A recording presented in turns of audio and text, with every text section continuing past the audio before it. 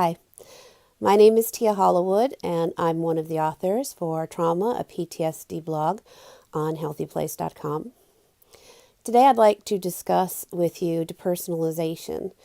Depersonalization is a sense of being separated from what is going on around you, not being a part of. Things don't seem real. It could be almost seem like dreamlike or a movie-like quality, that it's not really happening. There's nothing in it that's making you feel like you're part of the scene.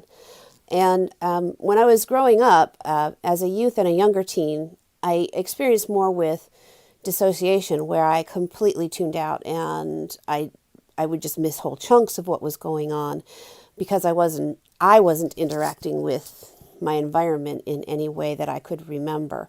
But when I got into college, I noticed this depersonalization starting.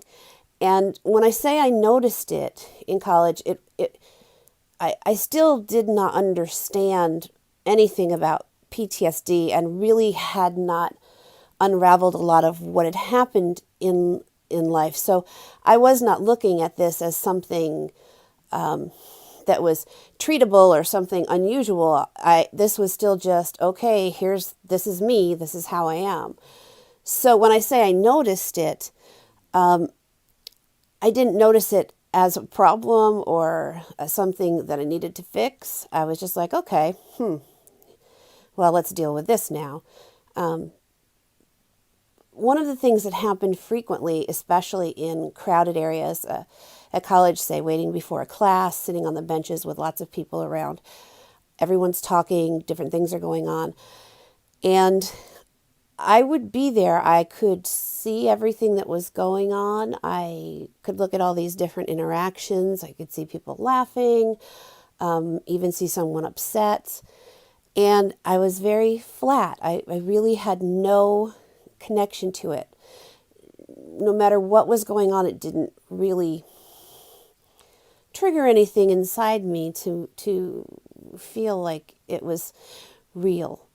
It's like watching a movie, but I think in some ways not even quite that, because I still was able to watch a movie and let go once in a while and get a little into the emotion of it. Usually the anxiety of it, to be honest. Thrill movies and things like that were very hard for me to watch. So maybe I had more issues with that than I realized. But the fact is that I remember thinking to myself, I am a robot. I'm seriously, somebody came, they put a computer in this body, computer brain in this body, and one of these days I'm going to find out that all of these memories were just given to me in a program, and that will explain what is going on with me. I'm actually just a cyborg, an android, a robot. I am not human. I am not experiencing any of these things these other people experience. So that was a great deal of the types of things that happened for depersonalization when I was in college. As I got older and started to connect and form more significant relationships, especially when I was pregnant with my first son. I have 3 sons. There was a part of me that, even though my diagnosis was very new, I knew that I was going to have to do something that I hadn't been able to or allowed myself to do before, and that was form a big attachment to this little being. He was very much real, and he very much needed love.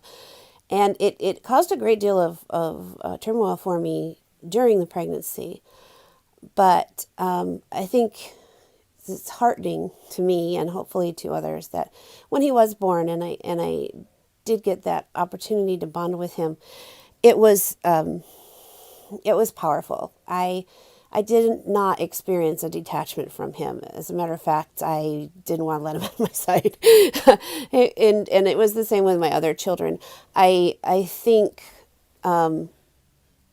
acknowledging that I had the capability to be detached and to be concerned that that would actually happen kind of is, in part that acknowledgement made it so that that wasn't going to be the case.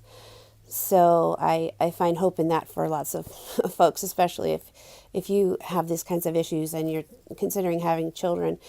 I think if you're just addressing it before the kiddos come and stuff, that'll help a lot. But so those are some of my thoughts and experiences on depersonalization, and everybody's obviously is different, but at least I hope that gives some perspective and a little more insight on what it can be like. Thanks.